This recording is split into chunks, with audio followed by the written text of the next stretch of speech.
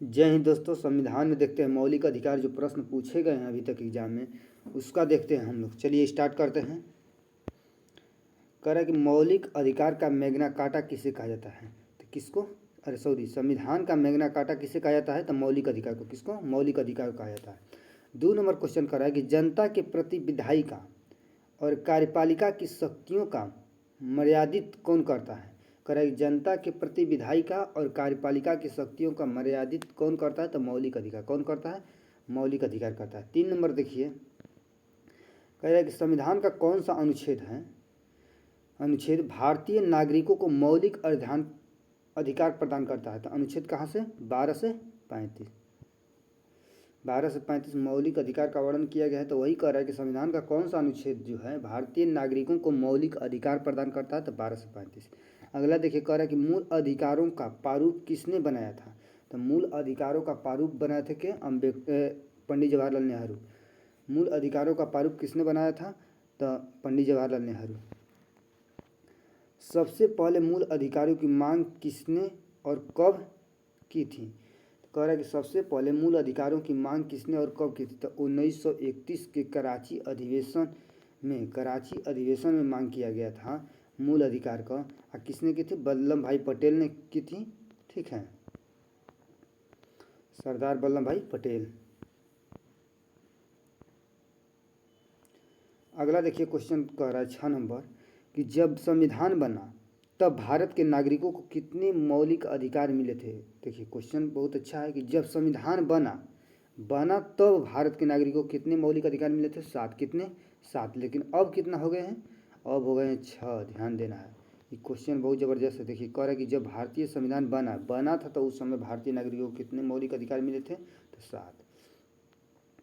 अगला देखिए 7 नंबर, कह रहा है कि वर्तमान में, देखिए आ गया यहाँ पर क्वेश्चन, वर्तमान संविधान में भारत के नागरिकों को कितने मौलिक अधिकार देता है? तो 6 मौलिक अधिकार मिले हुए हैं। अगला देखिए, कह रहा है कि कौन सा मौलिक अधिकार संविधान संशोधन के जरिए निरस्त कर दिया गया? तो संपत्ति का अधिकार जो है मौलिक अधिकार से निरस्त कर दिया गया। और कौन सा अधिकार है? एक कानूनी अधिकार है। आपका संपत्ति जो है कानूनी अधिकार है। अगला देखिए क्वेश्चन 9 नंबर, कह रहा है संपत्ति के अधिकार को किस संविधान संशोधन द्वारा निरस्त किया गया? तो 44वां संविधान संशोधन 1978।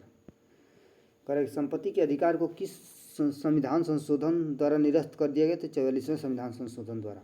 10वां देखिए क्वेश्चन क्या कह रहा है कि संविधान में नागरिकों को जो मौलिक अधिकार दिए गए हैं उनका नाम क्या है? कह रहा है कि मौलिक अधिकार जो दिए गए हैं संविधान में उसका नाम क्या है? तो देखिए, पहला समता का अधिकार, स्वतंत्रता का अधिकार, शोषण के विरुद्ध अधिकार, धार्मिक स्वतंत्रता का अधिकार, संस्कृति एवं शिक्षा का अधिकार और संवैधानिक उपचारों का अधिकार।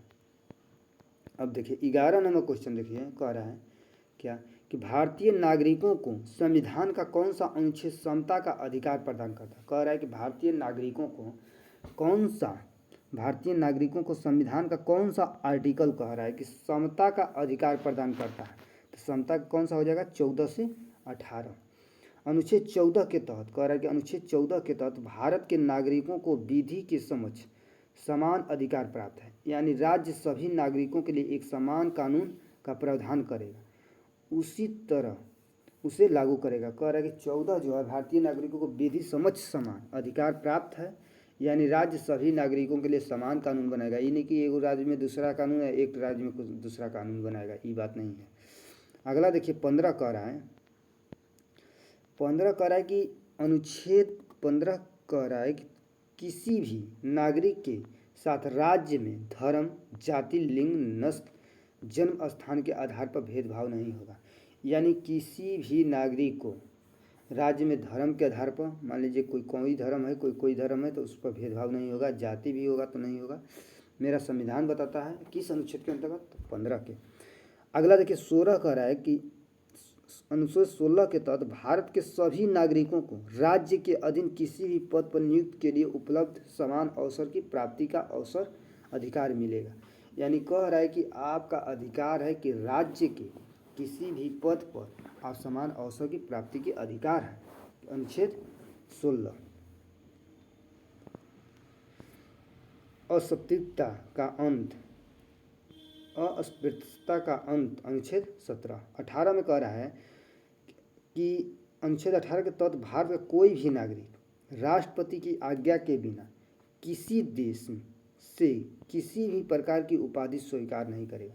मान लीजिए कि नेपाल सरकार सोचे कि आपको कोई, आप गए हैं घूमने, 10 साल 5 साल रहें वहाँ पे, घूमे फिरे, अगर सोचे वहाँ की सरकार कि आपको कोई पुरस्कृत कर दिया जाए तो ये नहीं हो पाएगा, क्योंकि यहाँ के राष्ट्रपति परमिशन देंगे तभी आप स्वीकार करिएगा, नहीं तो नहीं, अन्यथा नहीं करिएगा। अगला देखिए 12 नंबर कह रहा है कि कौन सा अनुच्छेद नागरिकों को स्वतंत्रता का अधिकार प्रदान करता है। यानी कह रहा है कि संविधान का कौन सा अनुच्छेद है नागरिकों को स्वतंत्रता का अधिकार, तो 19 से 22 तक। अब देखिए अनुच्छेद 19 में कहा गया कि सभी नागरिकों को विविध प्रकार की विचार अभिव्यक्त करने की स्वतंत्रता का अधिकार प्रदान करता है। कह रहा है कि सभी नागरिकों को विविध प्रकार की विचार अभिव्यक्त करने की स्वतंत्रता का अधिकार प्रदान करता है। 19 कह रहा है कि अभिव्यक्ति प्रेम की स्वतंत्रता। 19 के क में कहा गया कि अभिव्यक्ति और प्रेम की स्वतंत्रता। ख में कहा गया कि बिना, क में कहा गया कि अभिव्यक्ति की प्रेस की स्वतंत्रता। ख में कहा गया कि शांतिपूर्ण बिना हथियार का आप एकत्रित होकर सभा सम्मेलन कर सकते हैं, इसके लिए स्वतंत्र रहें, किस अनुच्छेद के अंतर्गत, 19 के ख के अंतर्गत। ग में कहा गया कि किसी भी प्रकार के संघ बनाने की स्वतंत्रता। सभा बना लिए, सोच रहे हैं कि नहीं एगो संघ यूनियन हम बना लें, तो उसके लिए अनुच्छेद ग का आप प्रयोग कर सकते हैं, स्वतंत्र हैं उसके लिए। घ कह रहा है कि देश के किसी भी भूभाग में आवागमन की, देश के किसी भी भूभाग में आवागमन की स्वतंत्रता, आवागमन की आपकी स्वतंत्रता, कहीं भी देश में घूम सकते हैं आप, कोई दिक्कत नहीं है, 19 के घ के अंतर्गत। अड़ा में कह रहा है कि किसी भी प्रकार के व्यापार और आजीविका चलाने की स्वतंत्रता। कह रहा है किसी भी प्रकार के व्यापार और आजीविका चलाने के स्वतंत्र हैं आप चला सकते हैं, कहीं भी देश के किसी भी भाग में आप व्यापार चला सकते हैं, आजीविका चला सकते हैं, 19 के घ के अंतर्गत। अनुच्छेद 20 में कहा गया कि भारतीय नागरिकों को अपराधों के लिए दोष सिद्धि के संबंध में संरक्षण प्रदान करना। कह रहा है अनुच्छेद 20 कि भारतीय नागरिकों को अपराधों के लिए दोष सिद्धि के संबंध में संरक्षण प्रदान करना, अनुच्छेद 20। 21 में कहा गया है कि भारतीय नागरिकों को जीवन शारीरिक स्वतंत्रता का संरक्षण प्रदान करना। अनुच्छेद 21 कह रहा है कि भारतीय नागरिकों को जीवन शारीरिक स्वतंत्रता का संरक्षण देता है, मतलब कि शारीरिक स्वतंत्रता का संरक्षण देता है भारतीय नागरिकों को, किस अनुच्छेद के अंतर्गत, 21। अब देखिए 13 नंबर क्वेश्चन कह रहा है कि शोषण के विरुद्ध अधिकार संविधान के किस अनुच्छेद में है। कह रहा है कि शोषण के विरुद्ध अधिकार संविधान के किस अनुच्छेद में है, तो अनुच्छेद 23-24। अनुच्छेद 23-24 क्या शोषण है देखते हैं। कह रहा है कि मानव के दुर्व्यापार और बलात्श्रम की मनाही है, ऐसा करना दंडनीय अपराध है। यानी कहने का मतलब कि आप किसी व्यक्ति से काम करा लिए, ठीक, शारीरिक काम करा लिए, उसके बाद उसका वेतन नहीं दे रहे हैं, बेगारी पर करा रहे हैं। सिंपल उपाय है कि बेगारी पर कराना, मतलब कि बिना कुछ सहायता किए उसको काम कराना, वही कहता है कि बलात्श्रम है, जो कि आपको मनाही है, आप ऐसा नहीं कर सकते हैं। ये अनुच्छेद 23 में वर्णन है इसका। अनुच्छेद 24 में कह रहा है कि 14 वर्ष से कम वाले किसी भी बच्चे कारखानों, खनन क्षेत्रों, अन्य किसी भी प्रकार के जोखिम भरे कार्यों की नियुक्ति करना अपराध है। यानी कोई भी कंपनी हो या कोई भी कार्यस्थल हो जहाँ पर आप 14 वर्ष से कम उम्र वाले बच्चे से आप काम नहीं करा सकते हैं, ये दंडनीय अपराध है।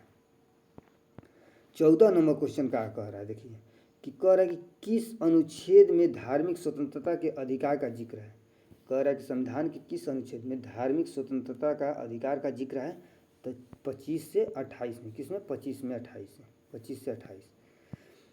अब देखते हैं 15 नंबर क्वेश्चन। कह रहा है संस्कृति और शिक्षा संबंधी अधिकार संविधान के किस अनुच्छेद में उल्लेखित है, तो 29-30 में। किसमें, 29-30 में उल्लेखित है। कह रहा है, देखिए कह रहा है कि किस 29-30 में हो गया। देखिए कह रहा है 29 के क में कि भारत के नागरिकों को उनकी अपनी विशेष भाषा, लिपि या संस्कृति उसे बनाए रखने का पूरा अधिकार है। मतलब कि भारत का कोई भी व्यक्ति हो, भाषा, लिपि, संस्कृति जो भी है उसको बनाए रखना आपका अधिकार है। ये अनुच्छेद 29 का क कहता है। 29 का ख देखिए क्या कहता है कि किसी भी नागरिक को भाषा, जाति, धर्म, संस्कृति के आधार पर किसी भी सरकारी शैक्षिक संस्था में प्रवेश से नहीं रोक सकते। यानी कहा गया है कि किसी भी सरकारी संस्था में आपको एडमिशन हो चाहे जो भी हो, उसके लिए भाषा, जाति, धर्म और संस्कृति के आधार पर आप नहीं रोक सकते हैं कि ई धर्म का है, वो धर्म का, ई संस्कृति मानता है, वो संस्कृति मानता है, ये जाति है, वो जाति है, नहीं। वो करना आपका दंडनीय अपराध है। 29 का ख में वर्णन है इसका। अगला देखिए 16 नंबर क्वेश्चन कह रहा है कि डॉक्टर अम्बेडकर साहब के अनुसार भारतीय संविधान का कौन सा अनुच्छेद सबसे अहम था, जिसमें बिना संविधान अधूरा था, जिसके बिना संविधान अधूरा था। अम्बेडकर साहब कहते हैं कि अनुच्छेद वो है जो उसके बिना संविधान अधूरा है, तो अनुच्छेद 32 के बिना जो है संविधान अधूरा है, अम्बेडकर साहब बोले थे। आगे देखिए क्वेश्चन कह रहा है 17 नंबर क्वेश्चन कह रहा है कि अनुच्छेद 32 किस अधिकार का जिक्र करता है। अनुच्छेद 32 जो है किस पर अधिकार का जिक्र करता है, तो संवैधानिक उपचारों का अधिकार, यानी संविधान के उपचार का अधिकार करता है। कौन? अनुच्छेद 32। 18 नंबर क्वेश्चन देखिए कह रहा है कि सुप्रीम कोर्ट को भारतीय नागरिकों के मौलिक अधिकारों के संरक्षण का अधिकार कौन सा अनुच्छेद प्रदान करता है। कह रहा है सुप्रीम कोर्ट को भारतीय नागरिकों के मौलिक अधिकार के संरक्षण का अधिकार कौन सा अनुच्छेद देता है, तो अनुच्छेद 32। यानी कहने का मतलब है कि भारत के जो भी नागरिक हैं मौलिक अधिकार से संरक्षण प्रदान करता है सुप्रीम कोर्ट। ये किस अनुच्छेद के अंतर्गत देता है संरक्षण, तो अनुच्छेद 32 के अंतर्गत। अब देखिए आगे क्वेश्चन कि सर्वोच्च न्यायालय, आगे क्वेश्चन देखिए कह रहा है कि सर्वोच्च न्यायालय तथा उच्च न्यायालयों को नागरिकों के मौलिक अधिकार की रक्षा के लिए रिट यानी याचिकाएं जारी करने का अधिकार प्राप्त है। सही बात है। कह रहा है सर्वोच्च न्यायालय और उच्च न्यायालय यानी सुप्रीम कोर्ट और हाई कोर्ट को मौलिक अधिकार के रक्षा के लिए रिट जारी करता है। वो रिट कौन कौन सा है हम लोग देखेंगे। 5 प्रकार की रिट है। कौन कौन? बंदी प्रत्यक्षीकरण, परमादेश, प्रतिषेध, उत्प्रेषण, अधिकार पिछले। कौन कौन? बंदी प्रत्यक्षीकरण, परमादेश, प्रतिषेध, उत्प्रेषण, अधिकार पिछले। ठीक है। 19 नंबर क्वेश्चन देखिए कह रहा है कि किस परिस्थिति में मौलिक अधिकार को सीमित किया जा सकता है। तो सीमित किया जाता है विशेष स्थिति या आपातकाल स्थिति में मौलिक अधिकार को सीमित किया जाता है। ठीक है कि लिमिटेशन क्या होना चाहिए। किस मौलिक अधिकारों का निलंबन किसी भी परिस्थिति में नहीं किया जा सकता। कह रहा है कि किस मौलिक अधिकारों का निलंबन किसी भी परिस्थिति में नहीं किया जा सकता। कौन सा आर्टिकल है बताइए। जीवन का अधिकार, शारीरिक उत्पीड़न न किए जाने का अधिकार तथा बलात्कार, श्रम पर प्रतिषेध का अधिकार जो है किसी भी परिस्थिति में नहीं किया जा सकता है। अगला देखिए कह रहे हैं कि अभिव्यक्ति और प्रेम की आज़ादी का अधिकार संविधान के किस अनुच्छेद में है। कह रहा है कि अभिव्यक्ति और प्रेम की आज़ादी का अधिकार, आप प्रेम कर सकते हैं, ये किस अनुच्छेद के अंतर्गत, तो 19 के क में। देखिए 22 नंबर क्वेश्चन कह रहा है कि कौन सा अनुच्छेद छुआछूत पर रोक लगाता है, तो अनुच्छेद 17। आगे देखिए कह रहा है 23 नंबर क्वेश्चन कि किस अनुच्छेद के तहत भारत के नागरिकों को उनकी अपनी विशेष भाषा, लिपि, संस्कृति का बनाए रखने का अधिकार मिलता है, तो अनुच्छेद 29। मतलब कि ये इम्पोर्टेंट है, मौलिक अधिकार से पूछा गया, क्वेश्चन एग्जाम में है, कहीं नहीं कहीं पूछा गया है, किसी न किसी एग्जाम में पूछा गया है। थैंक यू दोस्तों, आगे मिलते हैं अगला चैप्टर के साथ। जय हिंद।